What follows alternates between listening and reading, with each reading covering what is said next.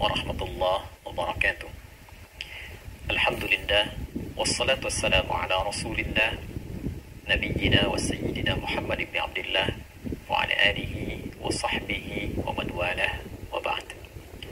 Saudara-saudariku, dimanapun kita semua berada, semoga video ini menemui kita semua dalam keadaan sehat, keadaan yang baik, keadaan yang mulia dalam berkehidupan, dan dibimbing oleh Allah Subhanahu wa Ta'ala untuk melahirkan beragam aktivitas yang bermanfaat serta bernilai untuk dunia dan akhirat kita. Saudara-saudariku, tidak mudah untuk dapat berkontribusi, menyampaikan catatan, pendapat, dan masukan, khususnya terkait dengan situasi, kondisi kehidupan bermasyarakat, berbangsa, bernegara yang kita rasakan hingga detik ini. Butuh waktu 1 pekan, 7 hari kurang lebih untuk mencermati secara bijak, mengamati dengan mendalam, menganalisis berbagai kompleksitas persoalan, baik itu sosial, politik, ekonomi, bahkan spesifik persoalan hukum.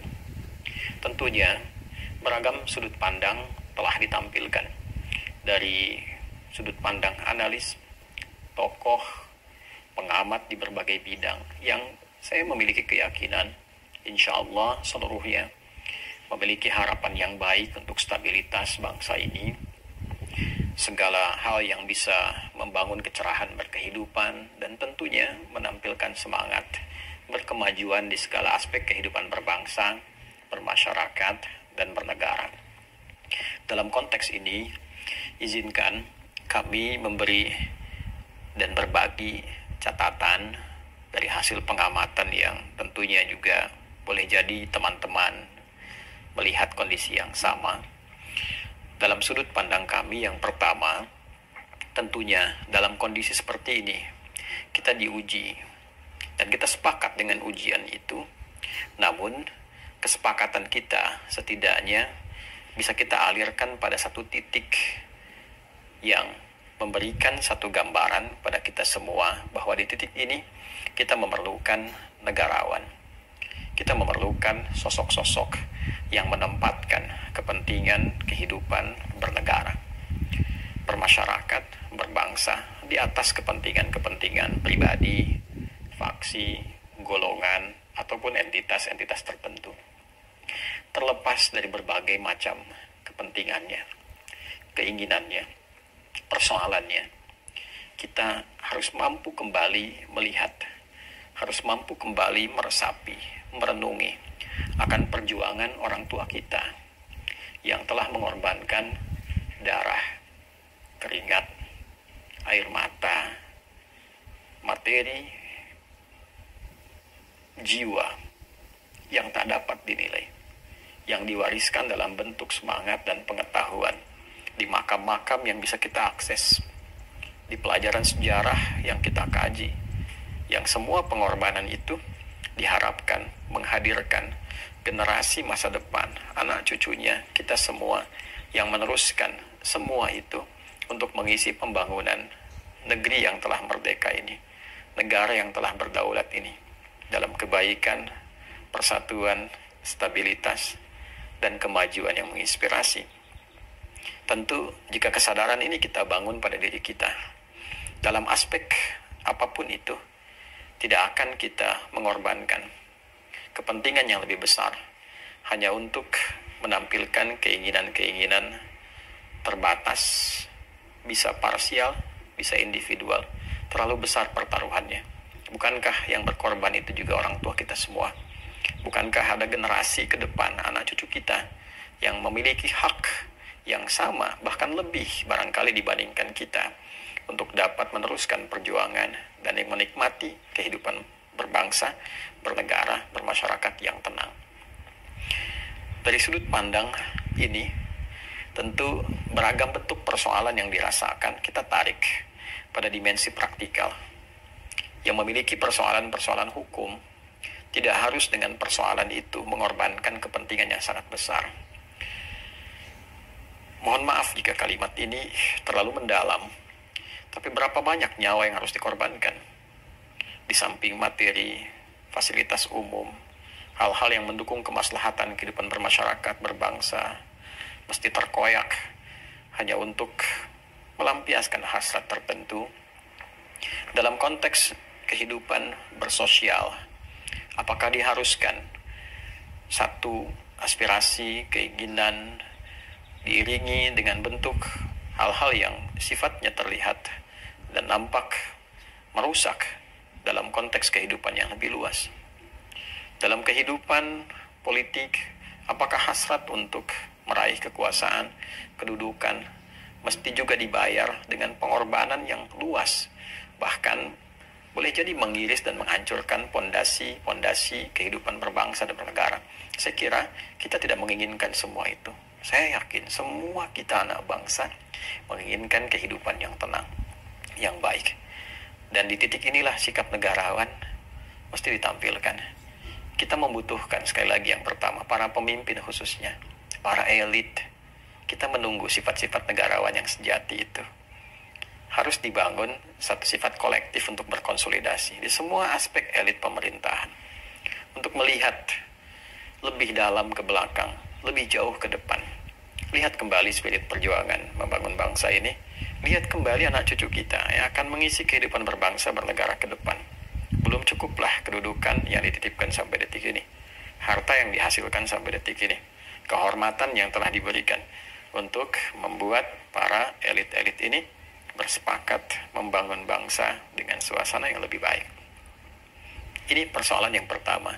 Jadi bila semua sudah punya sifat kenegarawanan, walaupun tidak harus akumulatif 100%, saya kira di titik ini kita lebih bisa mengerti dan menyikapi persoalan dengan bijak. Kalimat ini tentu bagi sebagian kalangan awam dirasa masih lebih umum. Saya ingin berikan catatan-catatan dan masukan-masukan praktis yang sifatnya mungkin bisa lebih terakomodir dan boleh jadi wallahu a'lam, tapi kami berkeyakinan sedikit banyak mampu menyerap aspirasi di kalangan masyarakat luas. Dalam aspek hukum misalnya, bagi institusi-institusi yang terkait berkelindan dengan penanganan ini, di kepolisian misalnya, penting kiranya melakukan konsolidasi internal untuk bisa menyerap berbagai macam keluhan, kegelisahan, bukan hanya aspirasi yang dihadirkan oleh masyarakat, tapi juga mampu mencatat, mampu mendata keluhan apa saja, kegelisahan apa saja yang dirasakan oleh masyarakat umumnya terkait dengan interaksi yang terhubung dengan tugas-tugas kepolisian di lapangan. Tentu dengan catatan ini, bila kemudian diteruskan untuk membuka ruang komunikasi dengan menyerap segala bentuk kegelisahan, segala bentuk keluhan, atau secara umumnya aspirasi-aspirasi itu yang ditangkap dengan serapan yang baik, membuka ruang komunikasi, dan terjadi ruang dialog dengan masyarakat untuk menerangkan secara terbuka. Saya memiliki keyakinan bahwa setidaknya berbagai bentuk ekspresi-ekspresi yang ditampilkan saat ini, bahkan ada yang terlihat juga cenderung merusak dan sebagainya, itu bisa tereliminasi, termitigasikan, mana memang yang ingin menyalurkan kebutuhannya, mana memang tindakan kriminal yang harus ditindak. Lebih praktikal lagi, tentunya konsolidasi di dalam yang kuat, yang melahirkan satu kekompakan, satu komando untuk mengatasi beragam persoalan dengan cara-cara yang persuasif, yang baik. Ini tentu juga akan lebih cepat mengatasi eskalasi-eskalasi tindakan yang tidak baik yang terus kemudian statistiknya meningkat. Saya ambil contoh misalnya tentang almarhum Afan Kurniawan. Semoga Allah memberikan tempat terbaik, memberikan kesejahteraan dan kebaikan untuk beliau di alam kubur, dan kemuliaan untuk keluarga yang ditinggalkan. Terlepas dari itu semua, bila mungkin bisa dilakukan dari pihak kepolisian, selain juga telah tentunya bertakziah, mengunjungi dan melakukan pendekatan yang baik untuk keluarga akan bisa lebih efektif jika orang tua dari korban ini bisa dipertemukan dengan 7 orang yang telah ditetapkan sebagai tersangka perbuatan dimaksud. Dan 7 ini dipersilahkan meminta maaf, menjelaskan kondisi-kondisi mereka, meminta maaf kepada kedua orang tua. Lalu kedua orang tua memberikan respon dan menyampaikan pada masyarakat bahwa secara konstruksi sosial ini telah selesai. Tinggal proses pidananya secara hukum yang berlaku, silahkan diteruskan oleh kepolisian. Tentu dengan pernyataan ini, saya kira tuntutan-tuntutan yang terkait dengan almarhum setidaknya bisa selesai, bisa tuntas. Alhamdulillah bila ada kesempatan 7 orang ini berziarah ke makam, diberi kesempatan dan menyelesaikan masalah sosialnya, tinggal fokus pada masalah pidananya. Di titik ini, saya kira itu bisa meredakan persoalan dan memitigasi di lapangan. Jika ada kemudian suara-suara kembali meneriakan hal dengan persoalan yang telah tuntas ini, maka proses mitigasi itu bisa mudah dilakukan. Dan dengan mitigasi ini, klasifikasi pun ada ruangnya. Oh, ini yang menyalurkan aspirasi, ini yang memprovokasi, oh ini yang berbuat tindakan kriminal sehingga penanggulangannya bisa dilakukan dengan lebih efektif. Ada konstruksi lain yang mungkin banyak diberikan masukan oleh masyarakat, tapi dalam ruang yang berbeda. Tentunya itu yang bisa didialogkan untuk kemaslahatan ke depan. Sisi lain, dalam konteks ini, tentu masalah politik juga tidak lepas dari sorotan, terutama konstruksi politik kita yang memang memerlukan banyak catatan, banyak kajian, penyelarasan, dan banyak masukan untuk perbaikan-perbaikan ke depan. Dalam konteks ini yang menjadi sorotan khususnya dalam ruang legislasi, di legislatif. Pun demikian di eksekutif dalam konteks yang berbeda. Sorotan terkait dengan legislatif, saya kira beragam bentuk masukan telah ditampilkan. Tapi pada intinya, masyarakat belum menemukan satu ruang komunikasi yang efektif dari rakyat ingin menyalurkan masukan kepada wakilnya. Dan ditemukan satu jarak yang sangat jauh dari gerbang sampai ruangan. Belum sampai ruangan pun di dalamnya beragam bentuk testimoni yang ditampilkan oleh wakil rakyat itu sendiri, yang menyampaikan bahwa dinginnya AC, kursi yang empuk, kadang-kadang membawa suasana kantuk yang dalam. Bisa digambarkan dengan jarak yang demikian jauh itu, bagaimana suara-suara masyarakat, rakyat yang mewakilkan kepentingannya, bukan kedaulatannya. Karena kedaulatan tentu tidak bisa diwakilkan pada siapapun dari setiap warga negara Indonesia ini. Tapi kepentingan yang harus diserap sebagai aspirasi ini terasa jauh untuk didengar, terasa sulit untuk disimak. Maka ada baiknya, saya kira, desain bentuk bangunan yang dulu disiapkan untuk Ganevo oleh Bung Karno itu, yang memberikan makna keterbukaan, serapan aspirasi, kemudian harapan-harapan yang menghijau, sesuatu yang baru untuk kebaikan bangsa yang menyatu, akan lebih baik bila diusulkan secara praktis, dibukanya ruang komunikasi. 1 bulan 1 kali, dari daftar masyarakat yang alih-alih menuliskan dengan demonstrasi untuk izin, lebih baik dibuka pagar itu, didaftar dalam sebulan berapa yang ingin menyalurkan komunikasi dari aspirasi mereka, diberikan jadwal yang tetap untuk ditemui, diberikan rekaman yang bagus, dipublikasikan hasilnya, diupdate progresnya. Saya kira itu akan lebih efektif.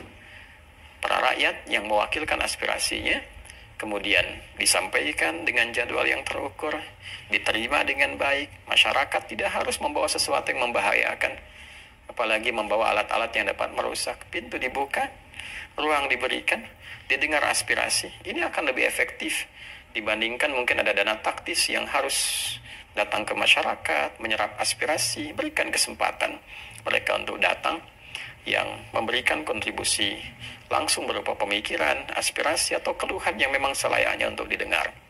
Itu akan lebih efektif.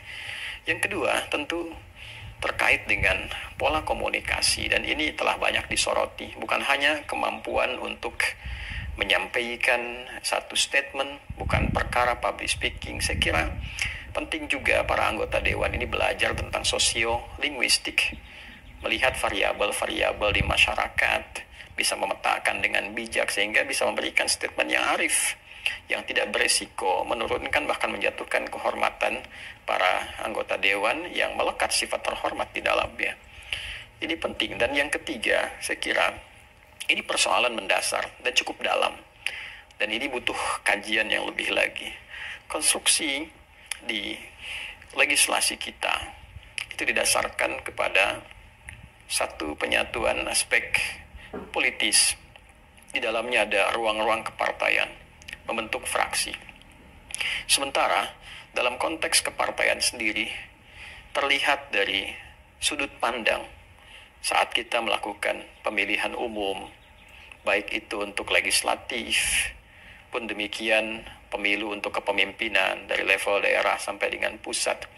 Agak berat untuk tidak mengatakan bahwa sistem kepartaian saat ini yang ada lebih dekat kepada pola-pola industri, lebih dekat kepada pola-pola industri. Kalimat ini kiranya penting untuk dikaji, untuk dicatat. Sehingga resiko yang muncul, proses transaksional itu, mau tidak mau potensinya, mau tidak mau, sekali lagi, potensinya akan terlahir, baik diharapkan atau tidak diharapkan. Kos yang demikian besar untuk masuk, biaya yang timbul dari situ, yang kemudian harus dikembalikan entah dengan cara dan formulasi seperti apa. Sehingga pola ini membawa dampak pada kebijakan-kebijakan yang seringkali tidak mudah ya untuk dilakukan, yang seringkali membutuhkan satu bentuk kegiatan-kegiatan untuk sekedar melegitimasi hal-hal yang tadi ingin didapatkan, sehingga setidaknya bisa mengembalikan modal-modal yang telah dikeluarkan di awal. Ini menjadi perbincangan rahasia umum yang tersebar di masyarakat. Mungkin ke depan usulannya bagaimana konkretnya? Boleh jadi ke depan itu, catatan kami, usulan kami, mungkin unsur DPR ini bisa dibagi dua. Dewan Perwakilan Rakyat bisa dibagi dua unsur. Satu, ada yang mewakili khusus dari aspirasi masyarakat, dari daerah-daerah. Itu yang disebut dengan DPD, Dewan Perwakilan Daerah, yang mewakili, menyerap aspirasi langsung dari masyarakat. Senator-senator itu mungkin akan baik bila 580 itu komposisinya bisa dibagi dua. Sehingga bila kita bagi dua, 580 dengan 290, sekarang formulasi setiap provinsi diambil 4. Dan kadang tidak proporsional, semua provinsi dengan populasi banyak atau sedikit, semuanya mewakili 4. Mungkin ke depan bisa difikirkan 290 orang dibagi 38 provinsi dengan dasar proporsi yang jelas, populasi yang banyak, memberikan perwakilan yang cukup proporsional, dikonsep sehingga menyerap nanti kualifikasinya di masyarakat, bukan sekedar memilih tokoh, siapapun punya peluang. Entah itu intelektual, artis, komedian, pelawak, tapi membuat kualifikasi yang jelas. Anda bisa bayangkan menjadi dosen di kampus itu ada 24 syarat. Di antara syaratnya ada kesehatan rohani, kesehatan jasmani, bebas narkoba, ada uji A, uji B, uji C. Dan ini ingin menyerap aspirasi rakyat Indonesia.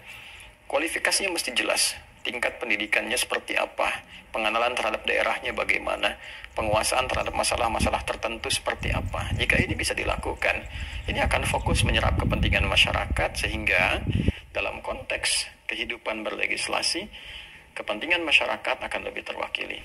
290 lebihnya, ini bisa dinamakan dengan DPP, Dewan Perwakilan Partai. Jadi DPR dibentuk dari DPD dan DPP. DPP inilah nanti yang memiliki fokus yang tinggi dalam konteks politik untuk melakukan check and balance dalam kepentingan politik dengan eksekutif dari segi politik.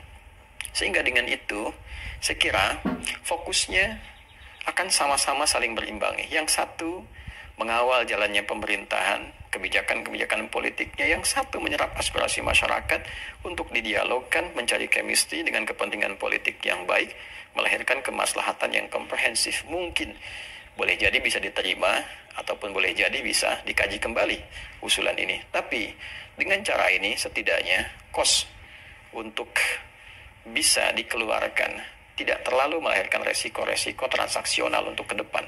Baik itu persoalan yang berada di lingkup dewan ataupun juga yang diterjemahkan dalam konteks pemerintahan di eksekutif. Karena bila pola ini terjadi, pada akhirnya semua kebijakan apapun yang akan dijalankan, dieksekusi dalam konteks pemerintahan di institusi manapun, karena harus bergerak berdasarkan undang-undang. Undang-undang dibahas kemudian di Dewan Perwakilan Rakyat dan tidak menutup kemungkinan potensi transaksional akan selalu terjadi. Tidak menutup kemungkinan, sehingga semua saling mengikat. Nah, ketika semua saling mengikat, kohesinya begitu kuat dan tersandera dalam berbagai hal, ya, inilah yang kemudian menyebabkan kadang-kadang keputusan-keputusan arah tidak menjadi jelas. Keputusan terikat dengan konsesi bersama, sehingga bila terjadi gejolak di arus bawah di masyarakat, keputusan tidak berlangsung cepat.